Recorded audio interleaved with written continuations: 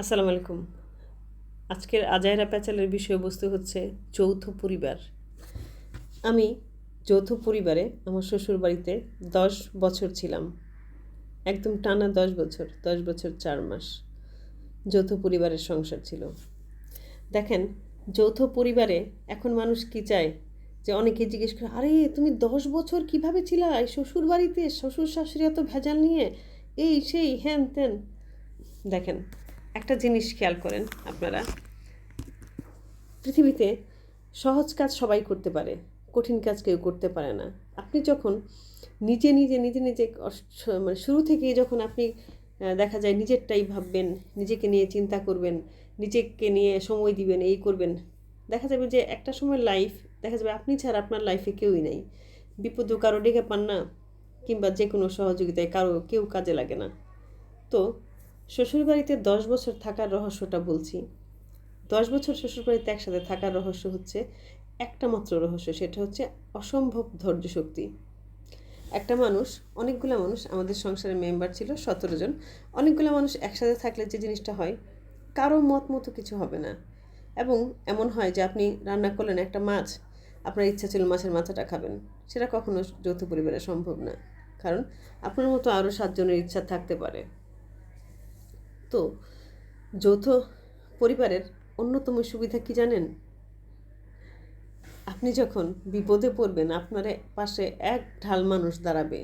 আপনার কখনো চিন্তা করতে হবে না যে আমি বাসায় নাই তাই কি হয়েছে। দেখা যাবে যে আমি বাসায় নাই, অসুবিধা নেই, আর অনেকেই বাসায় আছে। আর নিউক্লিয়াস পরিবারের প্রধান অসুবিধা কি জানেন?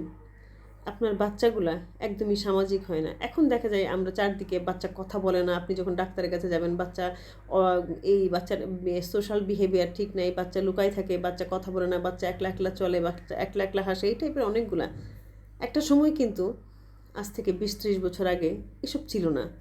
কোনো ধরনের এনজাইটি ছিল না বাচ্চাদের মধ্যে।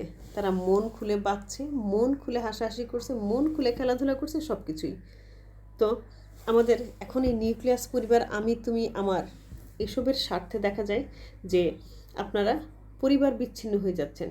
বাবা মা ভাই বোন, আপনার যখন হাজব্যান্ডের ভাই, যখন আপনি তাকে নিজের ভাই না মনে করতে পারলেন, তাহলে আপনি বিয়ের পরে নতুন একটা কি হয়, বিয়ের পরে মানুষের নতুন একটা পরিবারের সাথে যুক্ত হয়, ঠিক না? দেখা যায় যে একটা পরিবার ছোট ছিল, দেখা গেল যে তাদের আরও আত্মীয় স্বজন ক্রিয়েট হলো, তারাও পরিবারের মতোই। দেখা যায় যে হাজব্যান্ডের ভাইকে নিজের ভাই মনে করতে পারি না আমরা, হাজব্যান্ডের বোনকে নিজের বোন মনে করতে পারি না, বাবা মাকে তো পারি না। তো সেক্ষেত্রে আমার খালি একটা জিনিস খুব মনে হয়, আমার শ্বশুর দীর্ঘদিন অসুস্থ ছিলেন, বিছানায় পড়া ছিলেন, উনি ক্যান্সারের পেশেন্ট ছিলেন। আমার না খুব মায়া লাগে, খালি মনে হয় কি জানেন, একটা মানুষ পৃথিবীতে থাকলো, বাঁচলো, যৌবনকাল দেখলো, অনেক শক্তি হইলো, এই করলো সেই করলো, বৃদ্ধকালটা যে কত কষ্টকর, এটা যারা বৃদ্ধ তারা ছাড়া উপলব্ধি করার কিছু নেই। আপনি আপনি যখন ইয়াং এজ, আপনি ঘুমাইলেন, ঘুম থেকে উঠলেন, সারা রাত ঘুমালেন না, নানা ধরনের প্রেশার শরীরে দিতে পারেন, এটা বৃদ্ধ মানুষ পারে না। তার শরীর রাতে ঘুমাইতেই পারে না, শরীর ব্যথায়, এই সেই। তো আমার শ্বশুর ক্যান্সারের সাথে প্রতিনিয়ত ফাইট করতো।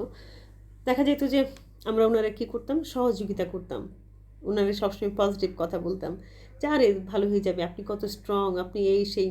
যৌথ পরিবার কী দেয় জানেন? আপনার এই ভরসাগুলো দেয়। একজন আরেকজনকে বলতেছে যে আপনি সুস্থ হয়ে যাবেন, এই সেই। এবং মৃত্যুর সময় না একলা মৃত্যু হয় না। আমাদের এখন বেশিরভাগই দেখা যায় আজ থেকে ১০ বছর পরে, এখনও শুরু হয়ে গেছে, আপনি মরে ঘরে পড়ে থাকবেন, ৩ দিন পরে দেখা যায় গন্ধ পায় মানুষ খবর দিবে। কিন্তু যৌথ পরিবারে এরকম কোনো সম্ভাবনা নাই। মরার সময় প্রিয় মুখগুলাকে পাশে দেখে মরতে পারবেন। তাই আমার কাছে মনে হয় যেখানেই থাকুন যৌথ পরিবারটা ধরে রাখুন।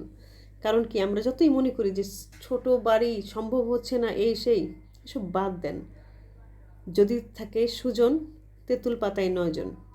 আমরা সংসারটাকে তেঁতুল পাতা করি, আমরা যৌথ পরিবারটাকে আবার ফিরায় আনি। ভালো থাকেন সবাই।